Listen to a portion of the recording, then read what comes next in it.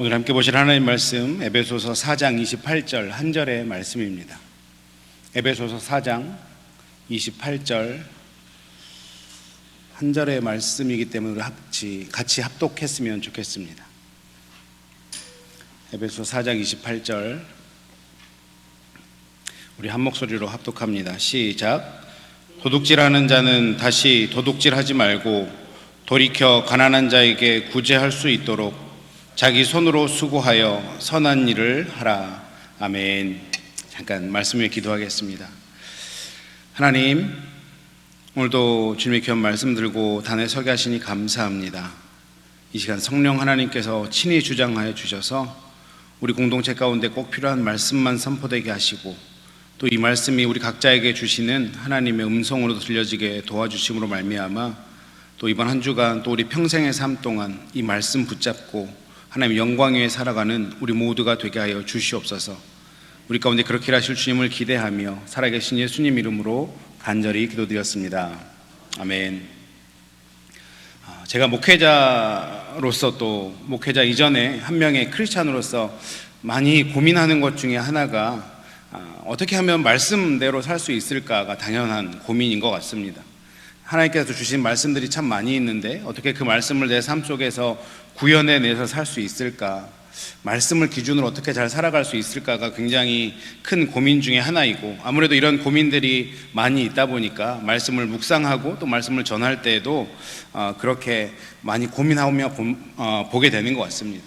뭐 한 가지 확실한 게 있다면, 제가 예언에 능이 있는 사람은 아니지만 우리 모두는, 여기 있는 모두는 언젠가는 죽게 될 것이고 또 그 죽음 이후에 우리가 하나님 앞에 서는 그 순간이 분명히 있게 될 텐데, 어떻게 하면 그 하나님 앞에 섰을 때 조금이라도 좀 덜 부끄러운 모습으로 하나님을 뵐 수 있을까?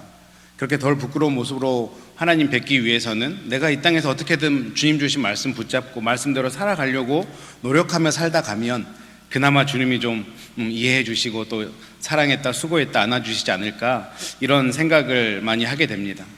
그런 고민 속에서 말씀을 묵상하게 되는데, 오늘 이 에베소서에 나오는 이 말씀들이 굉장히 저희 성도로 살아가는, 하나의 백성으로 이 땅을 살아가는 우리들에게 너무 쉽고 또 명쾌하게 말씀을 주고 있는 것 같아서 오늘 1부 예배와 2부 예배, 우리가 성도로 하나의 백성으로 어떻게 살아갈 것인가를 함께 말씀을 나누고 또 이번 한 주간 이 말씀 특별히 더 붙잡고 애쓰며 살아가 봤으면 좋겠습니다. 아마 한 번쯤은 성인 아이라는 단어를 들어보셨을 것 같습니다. 다른 비슷한 말로는 피터팬 증후군이라는 말도 있습니다. 이미 몸은 성인으로 성장을 했는데, 그래서 이제 우리가 모든 전인격적으로 함께 성장해야 되는데 그 전인격적 성장을 이루지 못하고 몸은 성인인데 아이처럼 살아가는, 아이처럼 행동을 하는, 아이 같은 성향을 보이는 사람들을 보고 성인 아이다라고 그런 얘기를 합니다. 오늘 우리가 주변에 살아가다 보면 그렇게 느껴지시는 분들이 있잖아요. 저분은 나이도 먹을 만큼 먹었는데 성향이 좀 어른답지 않네, 이렇게 생각하시는 분들 아마 한두 번쯤은 경험해 보셨을 것 같습니다. 오늘 우리가 읽은 말씀은 사실 사도 바울이 에베소 교인들에게 주는 말씀인데 조금은 사실은 이해가 안 됩니다. 교인들에게 말씀을 주는데 그 말씀하러 가서 도둑질하지 말아라 라고 얘기하고 있는 거죠. 오늘 제가 여러분에게 설교하러 왔는데 여러분 도둑질하지 마십시오 라고 하면 저 목사님 우리에 대해서 잘 모르네, 나 그렇게 살아가지 않는데 라고 생각하지 않을까 싶습니다. 분명히 사도 바울이 에베소 교인들에게 도둑질하지 말아라 라고 말씀을 전하고 있는데, 이 말씀을 헬라어로 보면 도둑질하지 말라라는 이 단어가요, 현재 분사, 그러니까 현재 진행형으로 쓰이고 있습니다. 그러니까 지금 교회 안에, 교인들 안에 도둑질하며 살아가는 사람들이 있으니 그 도둑질을 지금 이제 멈춰라 라고 권면하고 있는 거죠. 이것은 예수 믿고 난 이후에도 아마 우리가 영적으로 정말 성인 아이처럼 살아가는 사람이 있음을 보여주는 말씀인 것 같습니다. 우리가 새 사람이 되었다, 예수 믿고 새 사람이 되었다라고 하는 것은 어떤 뜻입니까? 우리가 하나님 안에서 새로 태어난 존재가 되는 것뿐만 아니라 영적으로도 그렇게 성인처럼 그렇게까지 장성해 나가는 것을 뜻한 것이 바로 영적인 새 사람이 되었다라는 뜻입니다. 그런데 우리 믿음의 공동체 안에는 이 영적으로 성장해야 되는 것을 못하고 영적인 성인 아이에 그치며 살아가는 사람들이 있기에 오늘 이 사도 바울이 이 말씀을 에베소 교인들에게 권면하고 있을 뿐만 아니라 지금 이 시대를 살아가는 우리들에게도 권면하고 있습니다. 캐나다 리젠트 대학에 제임스 패커라는 교수님이 계십니다. 그분이 아마 이 책은 읽어보셨을 것 같아요. 하나님을 아는 지식이라는, 어떻게 보면 저희 기독교인들에게는 고전과 같은, 아주 클래식과 같은 책인데, 만약에 안 읽어보셨으면 이제 가을이 접어들게 되는데 한 번쯤 읽어보시면 좋을 것 같은데, 그분이 썼던 책 중에 또 유명한 책 중에 하나가 거룩의 재발견이라는 책이 있습니다. 그 책에 이렇게 기록해 놨습니다. 거룩함이 없으면 누구도 주를 볼 수 없다. 거룩함이라는 것은 영성과 도덕성이라는 두 기둥 위에 아치를 세워놓은 것과 같다. 그래서 우리가 정말 거룩하다, 우리가 정말 추구하는 성품 중에 하나가 거룩함인데, 이 거룩함을 잘 세우기 위해서는 영성이라는 기둥과 도덕성이라는 이 두 가지의 기둥을 잘 세워야 그 위에 거룩함이라는 아치를 얹어 놓을 수 있다라고 얘기하면서 이렇게 더 덧붙여서 얘기합니다. 현대 교인들은 영성만을 강조하고 도덕성을 개인적인 문제로 취급해서 관심을 갖지 않고 있고, 이것이 현재 교회들을 미숙함으로, 그렇게 미숙의 자리로 만들고 가는, 몰고 가는 중요한 요인이다. 이 교수님이 이렇게 지적을 해놓은 글을 본 적이 있습니다. 이 말을 좀 쉽게 표현하면 이런 것 같아요. 우리가 교회 안에서 기도회 나오세요, 부흥회 나오세요, 예배 나와서 열심히 예배 드리세요, 이런 것들은 굉장히 많이 강조하는데, 우리가 믿는 자답게 정말 도덕성을 가지고 믿는 자다운 모습으로 살아가야 됩니다, 이것까지는 심하게 교육하지 않는다, 이런 뜻인 것이죠. 우리는 영적인 존재들입니다. 하나님의 형상으로 지음받았기 때문에 당연히 영적인 존재들이면 영적인 시각을 가질 수 있게 되죠. 그럼 그 영적인 시각으로 하나님을 바라볼 수 있는 것인데, 우리가 그 영적인 시각을 가진 존재임에도 불구하고 하나님을 바라보지 못하고 살아가는 이유가 바로 이 영적이고 도덕적인 이 두 기둥을 우리가 가지고 있지 않기 때문에 하나님을 바라보지 못하며 살아가고 있지 않는가. 오늘 본문 말씀을 보면서 저는 도둑질하지 않기 때문에 이 말씀은 저랑은 큰 상관이 없는 것 같습니다 라고 얘기를 하시면 너무 단순하게 이 말씀을 보는 것이고요. 정말 영적인 도둑질을 혹시 내가 영적인 성인 아이와 같은 모습으로 하고 있지는 않은가. 어떤 면에서 보면 구약에서도 자기 밭의 소출을 추수할 때, 수확할 때 밭의 모퉁이의 곡물은 수확하지 말아라, 떨어진 이삭도 줍지 말아라. 왜 그렇습니까? 혹시 주변에 함께하고 있는 고아나 과부나 아니면 나그네들, 그렇게 어려운 이웃들이 와서 그것을 먹을 수 있게 하기 위해서, 분명히 내가 노력해서 땀 흘린 밭의 소출인데 일부분은 어려운 사람들을 위해 남겨놓으라는 거예요. 억울하지 않습니까? 마지막 땅에 떨어진 하나까지 가져가서 내 부를 늘려야 되는데 그것은 하나님의 방법이 아니라는 거죠. 지금 이 시대도 마찬가지로 우리 가운데 어떤 수입원이 생겼다라면 그 수입원 안에는 하나님의 마음은 일부는 내 주변에 있는, 비록 내가 잘 알지 못하는 사람이라고 할지라도 그 어려운 사람들을 위해서 내가 내 손으로 비록 땀을 흘려서 번 수입이지만 함께 나누라고 하는 그 하나님의 마음이 들어있다는 사실을 우리는 깨달아야 될 것이고, 혹시 그것을 내가 하지 못하고 있다라면 지금 여기서 얘기하는 어떤 영적인 도둑질 같은 것들을 내가 하고 있지는 않은지, 오늘 이 본문 말씀을 통해서 우리의 모습을 한번 잘 살펴보았으면 좋겠습니다. 그렇다면 우리가 이 본문 말씀을 우리 삶 속에 구현해내기 위해서, 도둑질을 그치고 정말 내 손으로 수고해서 선한 일을 하기 위해서 우리가 더 노력해야 되는 것 세 가지를 오늘 이 시간에 말씀드리고 싶습니다. 첫 번째는 우리가 이렇게 살아가기 위해서 우리 안에 만족함이 있어야 된다, 이 말씀을 드리고 싶습니다. 어떤 만족함이냐면 스스로 만족하는 것. 오늘 28절의 말씀이 온전히 우리 삶 가운데 구현되기 위해서 내 안에 이런 성품이 있어야 된다는 것입니다. 성경에 보면 남의 것을 빼앗는 장면이 꽤 많이 나옵니다. 창세기 27장에 보면 형의 장자권을 빼앗은 야곱의 이야기도 나오고요, 여호수아 7장에 가보면 전리품을 훔친 아간의 이야기도 나옵니다. 열왕기상 21장에 보면 아합 왕이 나봇의 포도밭을 빼앗는 장면도 나옵니다. 한번 잘 생각해 보십시오. 왜 이렇게 많이 빼앗을까요? 사람들이. 그 이면에는, 이런 모든 빼앗는 이야기 이면에는 탐심이라는 게 있죠. 내 욕심이라는 게 있습니다. 아합 왕은 왕이에요. 한 나라의 왕이고 얼마나 풍요하게 살겠습니까? 이 시대의 왕이었으면. 그런데 그 한 사람의 포도밭을 빼앗고자 하는 그 마음 깊숙한 것에 보면 사람의 욕심이 끝이 없다, 이것을 우리는 알 수 있습니다. 그 마음의 탐심 때문에, 그래서 신약에 오면 우리가 믿는 사람들로서 이 탐심을 죽여야 된다라고 분명하게 우리에게 권면합니다. 골로새서 3장 5절 말씀을 보면, 제가 쉬운 성경으로 찾아왔는데요, 이 성경도 함께 보시고, 여러분의 생활 가운데 죄악된 것은 다 버리십시오. 성적인 죄, 악한 행동, 나쁜 생각, 지나친 욕심 등은 하나님 이외의 것들을 더 소중히 여기는 마음가짐입니다. 그리고 나서 여기서 끝내지 않고 특히 탐심은 우상 숭배입니다. 다른 죄들이 다 열거되는데 그 중에서 2번 강조하고 있는 게 탐욕이에요. 탐심. 이것이 우리 안에 얼마나 정말 뿌리 박혀 있는지, 이것을 없애야 된다라고 성경은 분명하게 얘기하고 있죠. 사도 바울이 다른 죄를 말씀하면서 탐심은 2번 강조하고 있습니다. 갈라디아서 5장 24절 말씀에서도 그리스도 예수의 사람들은 육체와 함께 그 정욕과 탐심, 우리가 버려야 될 것 얘기하면서 정욕과 탐심이라고 다시 한번 강조합니다. 이것을 십자가에 반드시 못 박아야 된다. 그렇다면 우리가 지금 내가 가진 것으로도 충분히 만족하기 위해서 어떻게 살아야 할까? 이 탐심을 어떻게 물리쳐야 할까? 지금 이렇게 경건한 표정으로 앉아있지만 내 마음 가운데 그 탐심이 있다는 거 우리 너무나 잘 알고 있죠. 주기도문에 보면, 주님 가르쳐주신 기도에 보면 뭐라고 말씀합니까? 우리에게 일용할 양식을 주옵시고 라고 얘기합니다. 이것을 우리에게 구하라고 주님이 가르쳐 주셨어요. 이 일용할 양식은 단순히 하루 세끼 뿐만 아니라 우리가 하루를 살아가며 필요한 것들, 우리 삶에 필요한 것들을 이야기합니다. 하나님은 우리에게 더 구하라고 하지 않았어요. 정말 더 많은 것을 가지라고 구하는 것이 아니라 일용할 양식만을 구하라고 말씀했습니다. 지금 내가 구하고 있는 것들이 정말 이 일용할 양식을 구하고 있는 건지, 아니면 내 마음속 저 깊은 곳에 있는 탐심에서 내가 무언가를 더 받기 위해서 하나님 앞에 구하고 있지는 않은지 한번 잘 생각해 보셨으면 좋겠습니다. 성경에는 이렇게 자기 스스로 만족하는 삶을 살았던 대표적인 인물이 있는데, 구약의 한 명, 신약의 한 명을 제가 이 시간에 나누려고 합니다.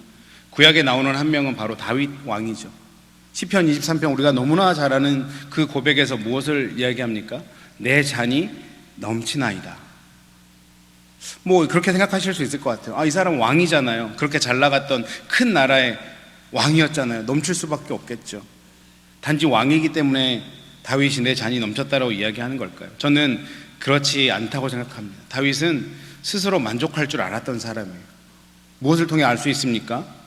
그가 내 잔이 넘친다고 고백할 수 있는 이유는 여호와가 내 목자이기 때문에, 내가 한 나라의 왕이어서가 아니라 여호와가 내 목자이기 때문에 내 잔이 넘친다라고 고백했던 것이죠. 이 고백을 토대로 볼 때 우리가 자족할 수 있는 방법, 내 삶 가운데 주신 것으로 만족할 수 있는 방법은 하나님과의 올바른 관계 형성이 키다라고 말씀드릴 수 있습니다. 하나님이 내 아버지가 되시고, 하나님이 내 모든 것을 되시고, 하나님이 나의 모든 것을 너무나 잘 아시는 그분께서 내 주관자가 되신다라면 내가 더 가질 필요도 없고 더 욕심낼 필요도 없다라는 거죠. 때를 따라 도우시는 그분의 은혜가 내 삶 가운데 있다라면 내 욕심을 충분히 내려놓을 수 있는 것입니다. 그분이 내 아버지가 되는데 내 어려움 잘 아시면 당연히 와서 건전해 주시고 도와주시고 이끌어 주시지 않겠습니까? 신약으로 넘어오면 사도 바울이 있죠. 사도 바울의 말씀은 너무나 우리가 잘 알고 있는 말씀입니다. 빌립보서 4장 11절과 12절 말씀을 다 같이 보시면, 내가 궁핍함으로 말하는 것이 아니라 내가 어떤 형편에든지 나는 자족하기를 배웠다. 사도 바울이 얼마나 힘든 형편에 있었는지 우리 너무나 잘 알고 있지 않습니까? 비천에 처할 줄도 알고 풍부에 처할 줄도 알고, 배부를 때도 배고플 때도 풍부할 때도 궁핍할 때도 나는 그곳에서 자족할 수 있는 일체의 비결을 배웠다. 사도 바울이 이렇게 말씀하고 있죠. 그런데 우리가 잘 알고 있는 것처럼 이 빌립보서는 사도 바울이 어디에서 쓴 편지입니까? 감옥에서 쓴 편지입니다. 우리 옥중서신이라고 하는 이 감옥에서 쓴 편지가 4개가 있는데, 기억하기 쉽게 애골빌빌, 얼마나 힘들었으면, 얼마나 빌빌댔었으면 애골빌빌이에요. 에베소서, 골로새서, 빌립보서, 빌레몬서, 이렇게 좀 기억하시면 나중에 애골빌빌, 옥중서신, 뭔가 있어 보이고 아는 것 같고, 팁을 하나 드렸습니다. 사도 바울은 내가 자족하기를 배웠다는 거예요. 이 사람이 너무 뭐가 많아서 자족하는 걸 배운 게 아니라 그 옥중에서도, 그 힘든 가운데서도, 배고픔 가운데서도, 비천에 처한 그 가운데서도 나는 자족하기를 배웠다는 겁니다. 그런데 사도 바울이 여기서 자족이라는 단어를 쓰는데 헬라어로 찾아보면 아우타우케리아라는 단어인데 이게 어떤 뜻이 있냐면 스스로 나를 지배한다, 스스로 나를 통제한다, 이런 뜻이 있는 단어입니다. 그러니까 자족을 하기 위해서 내가 뭐가 넘쳐나서 내가 만족하는 게 아니라 나를 통제하고 또 나를 지배함을 통해서 이 자족이라는 성품이 들어온다는 거예요. 내가 더 많이 가지고 싶고 그냥 내 마음을 그대로 놔두면 우리 마음 가운데 탐심이라는 게 있어서 계속 더 많이 갖고 싶고 더 많이 소유하고 싶고 더 좋은 것을 갖고 싶은 그 성품을 내가 매일매일의 삶 속에서 내 마음을 통제하고 내가 가진 것에 이것이면 됐다, 이것이면 충분하다라고 하는 그 훈련 속에서 자족이라는 마음이 온다라는 거예요. 그냥 하나님이 우리 마음 그대로 두면, 내 마음을 그대로 두면 이 자족이라는 성품이 생겨나지 않는다는 것입니다. 내 스스로를 절제하고 통제하고 하나님 붙잡고. 사도 바울이 어떤 고백을 했습니까? 나는 날마다 죽노라 라고 했습니다. 그 뼈저린 훈련이 있었기에 사도 바울이 어떠한 형편에서든지 나는 자족할 수 있었다라고 고백할 수 있는 거 아닐까요? 우리 안에 꿈틀거리는 이 본성을 날마다 죽이면서 나는 자족하는 삶을 살았다는 것입니다. 저는 여기 있는 저를 포함해서 우리 모두가 날마다 자기를 죽이는 사람이 되었으면 좋겠습니다. 내가 다른 사람들보다 좀 경제적으로 넉넉하지 못해도, 내가 다른 사람보다 좀 좋은 차를 타지 못해도, 다른 사람들보다 좀 좋은 집을 살지 못해도, 내가 다른 사람보다 좀 못생겼어도 괜찮습니다. 왜요? 여호와가 나의 목자 되시니까. 그것이 나의 고백이라면 우리는 충분히 자족할 수 있는 삶을 살 수 있는 것이죠. 그분이 내 아버지가 되시고 나를 이끌어 가시고 내가 어려울 때 분명히 그분이 건져주실 걸 믿는다라면 우리는 자족할 수 있는 것입니다. 이런 설교가 사실은 저희 목사들에겐 가장 힘든 설교입니다. 아마 이런 설교를 들으면서 목사님은요? 라고 생각하실 것이 분명하기 때문입니다. 너는 얼마나 자족하며 사냐? 네, 그래서 사실 이런 설교 준비할 때 제일 힘듭니다. 저도 똑같은 사람이니까요. 얼마나 회개하면서 이 말씀을 준비했는지 모릅니다. 스스로 마음에 찔림이 있어서 하나님 저부터 이렇게 살아야 되는데요. 하나님이 너 더 이렇게 신경 쓰며 살아라 라고 이 말씀을 또 주셨다라고도 생각을 합니다. 제가 사실 굉장히 귀하게 자랐거든요. 안 믿으실지 모르겠지만 귀하게 자라지 않으면 이런 몸매가 나올 수가 없어요. 웬만큼 귀하게 자라야 이 정도 몸매가 나옵니다. 제가 지난번 설교에 아버지가 좀 일찍 돌아가셨다라는 말씀을 드렸던 것 같습니다. 그래서 그런지 온 집안의 식구들의 관심이 저에게 있었어요. 그래서 친척들 어렸을 때 만나면 용돈 1,000원 줄 거 10,000원 주시고 이렇게 풍족하게 자랐습니다. 제 어머니가 저에게 신앙적인 부분과 윤리적인 부분은 굉장히 엄격하게 혹시 세상 나가서 호로자식이라는 얘기를 들으면 안 되니 그렇게 엄격하게 지켜주셨는데 이 물질적인 부분에 있어서는 혹시 나가서 또 내 아들이 기죽을까 봐 대부분 어머니들 어떻습니까? 그 아이들이 명절이나 누구 만나서 용돈 받아오면 야 엄마가 잠깐 갖고 있을게 하면서 안 주지 않나요? 그러면서 그 핑계를 대는 게 너 혹시 돈 막 쓰면 나쁜 버릇 생긴다 이러면서 뺏어 가시는데 저희 어머니는 그러지 않으셨던 것 같아요. 그냥 받아오면 받았다고 얘기하면 그러냐라고 저는 거기에 끝이었습니다. 그래서 그렇게 쭉 자라왔는데 제가 그런 자기 모습을 잘 모르잖아요. 결혼하고 났더니 제 와이프가, 저희 어머니는 그런 모습을 사랑으로 봐주셨던 것 같은데 엄마와 아내는 참 다른 것 같습니다. 제 아내는 저한테 그렇게 얘기를 하더라고요. 당신은 왜 이렇게 사고 싶은 게 많아? 이렇게 얘기를 하는 거예요, 어느 날. 근데 제가 가만히 생각해보면 제가 그렇게 뭔가를 많이 사는 사람은 아니거든요. 제 벌이도 뻔하고요. 그래봐야 전도사고 그때는. 근데 왜 저럴까라는 생각을 해봤는데 제 아내는 저보다 훨씬 더 검소하니까 제 아내 입장에서 보면 저는 뭔가를 많이 사는 사람이었던 것 같습니다. 제가 그나마 좀 뭔가를 사는 게 있으면 운동을 좋아해서 운동화나 운동복이나 이런 거를 좀 많이 사는 편입니다. 많이 산다기보다는 제 가진 소신은 거기에 맞는 운동화, 제가 하는 운동에 맞는 운동화를 사야 되고 운동복을 사야 된다. 그렇게 큰 돈을 들여서 개발을 한 거면 분명히 뭔가 필요가 있으니 그렇게 만들어 놨을 것이다.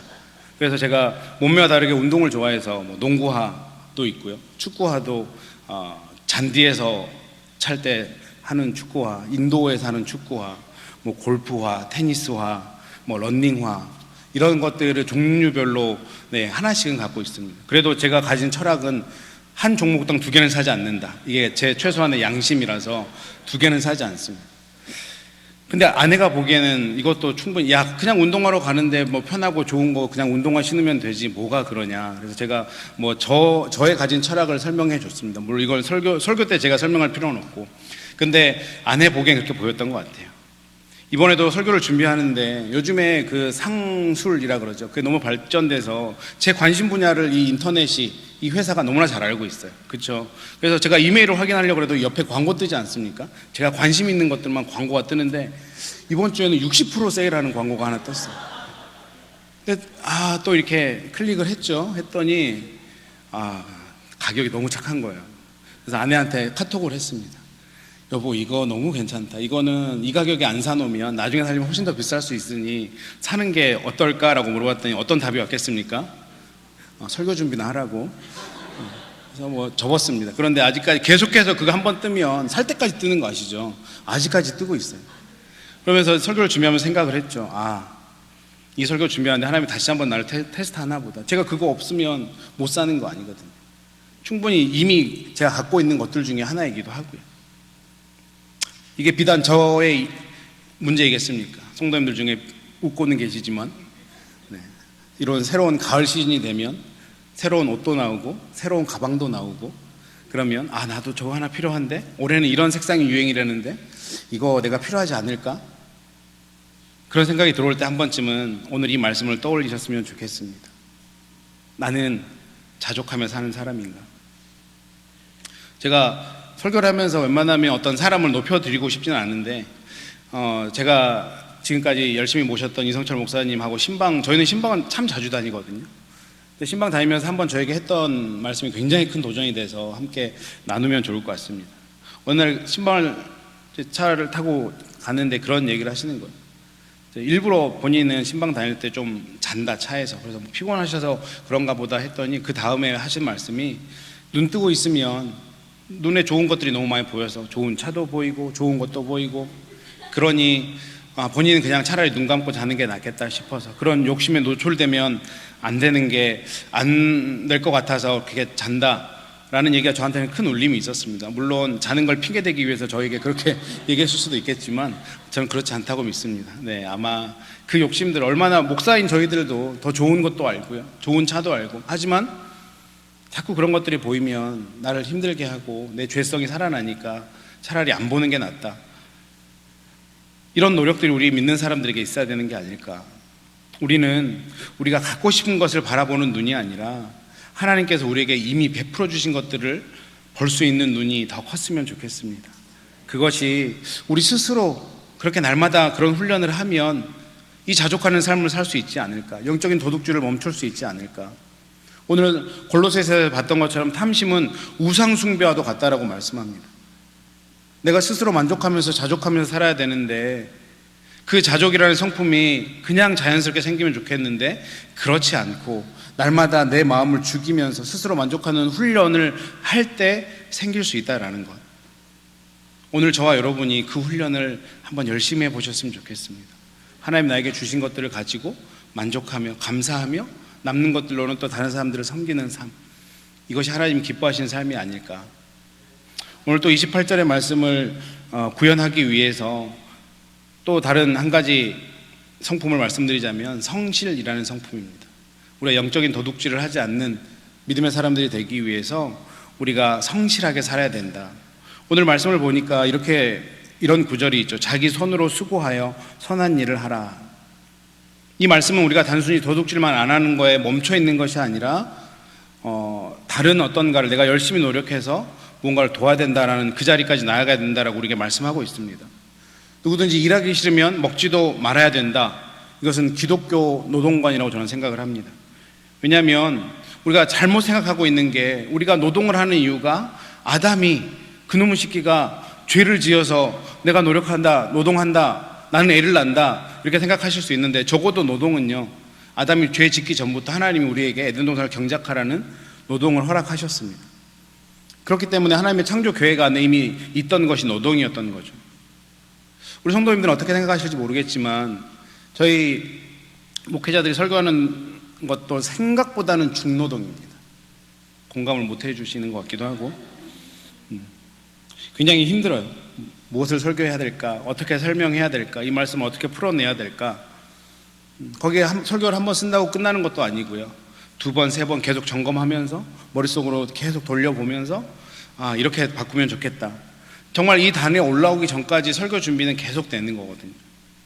그런데 어느 날 아내가 저보고 그런 얘기를 하는 거예요. 뭐 한참 전에 얘기지만 당신 참 설교 편하게 준비하는 것 같다. 오, 사람 속도 모르고 제가 괜히 너 설교가 벼슬이냐 이런 얘기 들을까봐 아내 없는 데서 되도록이면 아내랑 집에서는 같이 스펜타임을 하려고 노력을 해서 그렇게 얘기를 했더니 그렇게 행동을 했더니 저보고 어느 날 그렇게 얘기하는데 제 마음속에 들었던 생각이 저 여자 다른 교회 나갔으면 좋겠다. 어떻게 남편 속을 이렇게 모르냐 그런 생각을 했습니다. 제가 이 말씀을 한번 저희 교회에서 설교할 때 했더니 저희 교회 권사님이 저를 너무나 사랑하셔가지고 저희 아내 볼 때마다 아니 아직 다른 교회 안 가셨냐고 자기가 좋은 교회 알고 있는데 거기 소개시켜 드릴까요? 이렇게 물어봐 주셔서 제가 얼마나 큰 힘이 됐는지 모릅니다. 적어도 권사님은 제 편이구나. 제가 한 가지 확실하게 말씀드릴 수 있는 거는요, 다른 목사님들은 모든 목회자들 마찬가지라고 생각합니다. 결코 설교를 편하게 준비하진 않아요. 성경도 그냥 개역 개정만 보는 게 아니고 개역 한글도 보고요, 쉬운 성경도 봤다가 또 어떨 때는 공동 번역까지 보기도 합니다. 영어 성경도 종류별로 그렇게 찾아보고 때로는 헬라어나 히브리어 원어도 물론 이제 그런 로고스라는 프로그램, 바이블웍스라는 프로그램이 있어서 그런 것들 또 주석들도 찾아봅니다. 때때로는 다른 훨씬 더 훌륭한 목사님들은 이 본문 가지고 설교를 어떻게 했나 그런 것들도 찾아보기도 합니다. 그런데 저는 이 노동이 이 힘든 일이 저에게는 형벌이 아닙니다. 아담이 선악과를 먹어서 형벌을 받는 그 형벌처럼 느껴지지 않는다라는 거예요. 오히려 감사하면서 때로는 감격하면서 이 말씀을 준비합니다. 이 쓸데없는 능력 없는 저를 택하셔서 이 귀한 일에 사용해 주시고 또 말씀을 묵상하고 연구할 때마다 그 은혜는 제가 제일 먼저 받잖아요. 참 그게 감사한 것 같아요. 성도님들에게 전할 때 성도님들이 받은 은혜도 있지만 그 전에 저에게 주시는 그 은혜가 너무나 달콤합니다. 물론 아니 목사님 그렇게 열심히 설교를 준비하는데 이것밖에 못하십니까? 라고 얘기를 하면 더 이상 드릴 말씀은 없고 저를 위해서 기도해 주십시오. 하나님 더 큰 은혜를 주게 해달라고. 제가 이렇게 설교를 준비하는 이유는 단 하나입니다. 하나님 저에게 주신 제 일이니까요. 제가 최선을 다해서 성실하게 해야 되는 일이니까 이렇게 하는 거죠. 비록 잘하지는 못하지만 적어도 성실하게는 준비하자. 이게 제 스스로의 다짐입니다. 제가 해보니까 뛰어나는 건 어떤 일에 두각을 나타내는 거는 여러 가지 요인이 있어야 되더라고요. 그거는 정말 잘 하시는 분들이 그렇게 될 수 있지만 내가 다른 사람보다 뛰어날 수는 없지만 적어도 맡겨진 일을 성실하게는 하자. 이게 한 명의 목회자로서 제 스스로의 철학으로 삼고 그렇게 저는 살아가고 있습니다. 저는 이 성실이라는 성품이 로마서 12장 1절에 나온 우리가 너무나 잘 아는 그 영적 예배와 관련이 있다고 생각합니다. 로마서 12장 1절에 이렇게 말씀하죠. 그러므로 형제들아 내가 하나님의 모든 자비하심으로 권하노니 너희 몸을 하나님이 기뻐하시는 거룩한 산 제사로 드리라. 이는 너희의 드릴 영적 예배니라. 우리가 하나님 앞에 드려야 될 게 거룩한 산 제사요 영적 예배인데 무엇이 우리가 하나님 앞에 드릴 수 있는 산 제사고 영적 예배일까요? 우리가 하나님의 은혜로 정말 거저 구원을 얻은 사람이라면, 그래서 우리가 하나님 앞에 무언가를 드려야 된다라면 그것이 우리의 삶 속에서 하나님 앞에 날마다 드릴 수 있는 이 성실한 삶의 모습, 이것이 우리가 하나님 앞에 드려야 되는 영적 예배인 것이죠. 우리 성도님들의 잡은 무엇입니까? 비즈니스를 운영하시면 그 비즈니스를 운영하실 때 정말 성실함으로 최선을 다하셔야 된다는 얘기입니다. 직장인이면 직장인답게 정말 내 회사라고 생각하면서 그 속에서 최선을 다하는 거고요. 부모면 부모답게 자녀를 그리스도의 마음으로 사랑해야 되고, 자녀면 자녀답게 부모를 공경해야 됩니다. 이것이 성실함으로 최선을 다해서 우리가 이렇게 살아갈 때 그것이 하나님이 받으시는 영적 예배가 된다라는 것이죠. 오늘 본문 말씀을 마음에 우리가 깊이 새겼으면 좋겠습니다. 하나님이 우리에게 원하시는 모습이 무엇입니까? 자기 손으로 수고하여, 자기 손으로 수고하여. 나는 얼마나 하나님 앞에서 성실한 모습으로 수고하고 있는가. 우리가 틈만 나면 생각하는 게 수고를 좀 덜 할 수 있지 않을까? 어떻게 하면 덜 힘들 수 있지 않을까? 그게 아니고요. 하나님이 나에게 좋은 잡도 주셨고 건강도 주셨고 지혜도 주셨다면 성실함으로 최선을 다해서 자기 손으로 수고해야 오늘 여기서 얘기하는 어떤 영적인 도둑질을 안 하는 그런 존재가 될 수 있다라고 하는 것이죠. 그래서 우리가 이 28절의 말씀을 구현해내기 위해서 정말 우리가 앞에서 말씀드린 만족함, 스스로 만족하는, 자족하는 일도 필요하고 성실함, 이것도 필요한데 이것보다 더 중요한 것이 무엇이냐면 이게 어디까지 연결돼야 되냐면 선한 일을 하는 자리까지 나아가야 됩니다. 내 자족과 내 만족과 내 성실을 통해서 그 삶이 선한 일을 하는 자리까지 연결돼야 된다는 것이죠. 제가 대놓고 물어보겠습니다. 성도님들, 돈 열심히 버는 목적이 무엇입니까? 왜 돈 열심히 그렇게 버세요? 잘 먹고 잘 살기 위해서? 중요합니다. 잘 먹고 잘 살아야 되죠. 왜 자녀들에게 그렇게 열심히 공부해서 좋은 대학 가라고 말씀합니까? 나보다는 조금 더 나은 삶을 살면 좋겠어서? 공부를 열심히 해야 잘 먹고 잘 살 수 있으니까? 솔직한 답변이죠. 맞습니다. 이 세상 속에서 그렇게 잘 살아가야 돼요. 최선을 다해서 열심히 비즈니스 하시고 열심히 직장에서 최선을 다하셔서 인정받으셔서 프로모션도 계속 받으시고 그렇게 많은 것들을 버시면 좋습니다. 그런데 그렇게 버는 것들로 당연히 나를 위해서, 우리 가족을 위해서, 내 가까운 사람들을 위해서 많이 쓰는 거 좋습니다. 그러면서 우리가 잊지 말아야 될 것은 앞에서 제가 말씀드렸던 것처럼 내 수입의 일부는 내 주변에 있는 어떤 어려운 사람들을 위해서 나를 통해서 그것을 흘러가게 하기 위해서 하나님이 나에게 주신 것이다. 선한 일을 하여 여기까지 우리의 자족과 우리의 성실이 흘러가야 된다는 것입니다. 그래서 제가 한참 전이긴 하지만 청소년 사역할 때 특별히 제가 처음에 우리 중앙감리교회에 와서 청소년 사역을 했고 유학생들을 대상으로 사역을 했는데 그때 아이들에게 늘 했던 얘기입니다. 공부해서 남주자, 돈 벌어서 남주자, 은혜 받아서 남주자. 이게 기독교인의 사명이 돼야 된다. 아마 그나마 그 친구들이 유학생이어서 다행이었지 유학생들 아니었으면 제가 쫓겨났을 수도 있습니다. 내 아들이 열심히 공부해서 남줘야 되냐. 근데 부모님들이 다 한국에 계셔서 그것까지 얘기 안 했던 것 같아요. 오늘 우리는 너무 받는 것에 익숙한 삶을 살아가고 있지는 않습니까? 그런데요, 하나님은 우리가 받는 삶보다 주는 삶에 훨씬 더 관심이 많으십니다. 이사야서 58장 말씀에 보면 이사야가 금식을 하면서 하나님, 내가 금식하는데 왜 이 기도에 응답 안 해주십니까? 라고 나름 따집니다. 그랬더니 하나님이 이렇게 대답하세요.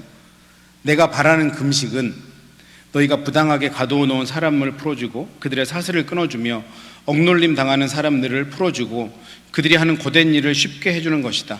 너희 음식을 굶주린 사람에게 나누어주고 가난하고 집 없는 사람을 너희 집에 들이며 헐벗은 사람을 보면 그에게 너희 옷을 주고 기꺼이 너희 친척을 돕는 것이 내가 바라는 것이다.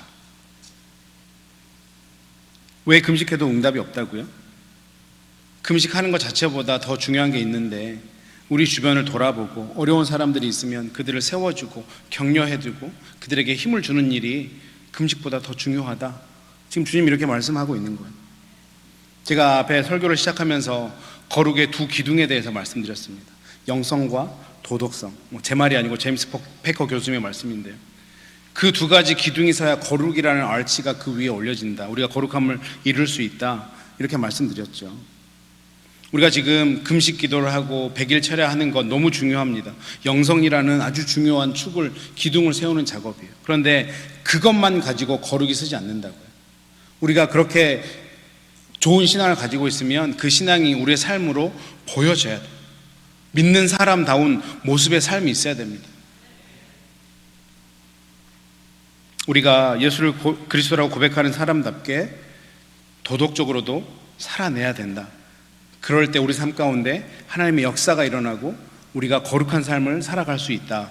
오늘 이것이 오늘 본문 말씀을 통해서 우리가 배울 수 있는 교훈입니다. 프랑스에 피에르라는 신부님이 있었다고 합니다.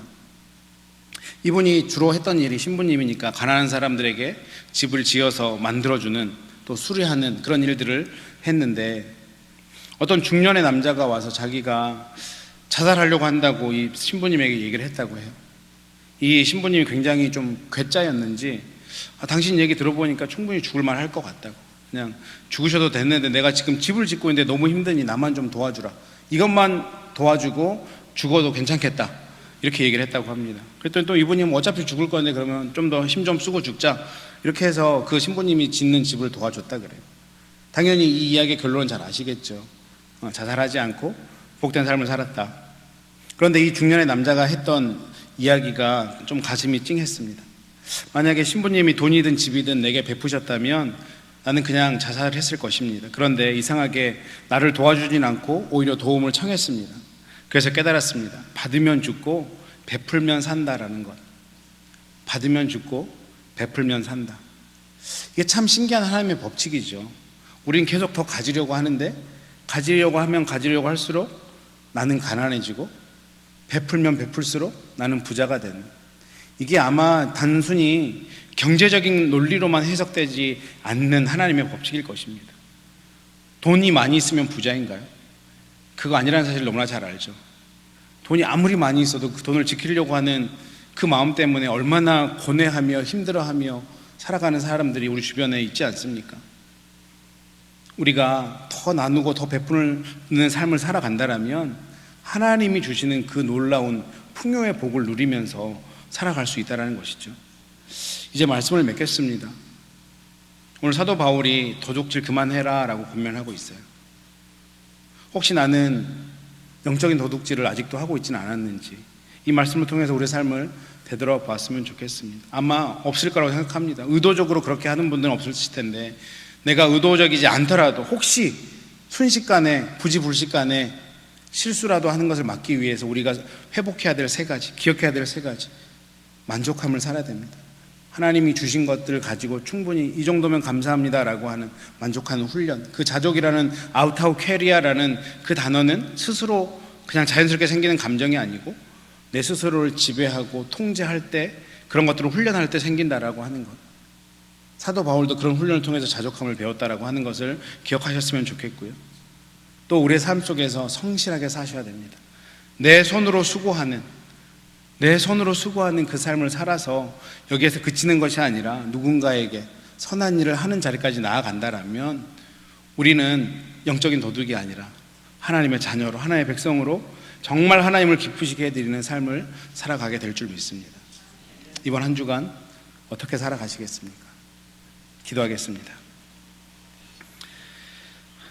하나님 감사합니다. 오늘도 귀한 말씀을 통해서